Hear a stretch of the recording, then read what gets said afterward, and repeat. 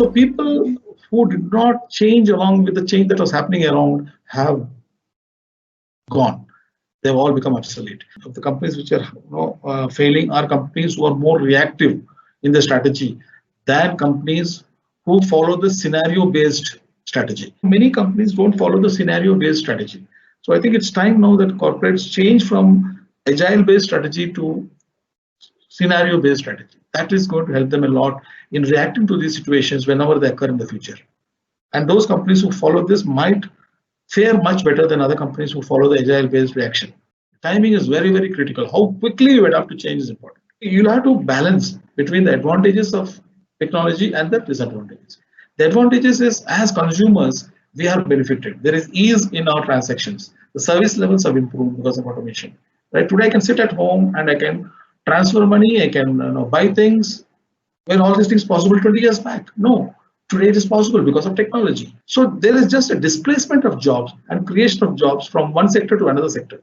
That is where I'm saying people should follow this trend and watch out which sector is generating jobs, what change is happening, and quickly adapt to that. Retail, manufacturing, travel, and hospitality.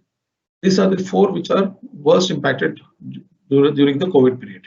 Right? Less impacted or relatively less impacted, financial services, energy, and utilities. What better opportunities, communication, high tech, life sciences, healthcare are the sectors which relatively perform much better. For example, insurance, right? Health insurance is something which has definitely grown in this period.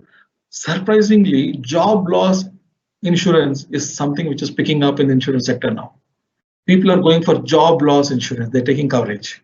It's a new sector that is improving. So see the opportunities which are coming up along with this problem. So that's what I'm trying to tell you. So now, worst impacted, relatively less impacted, will they continue to be the same thing? No, they will definitely improve.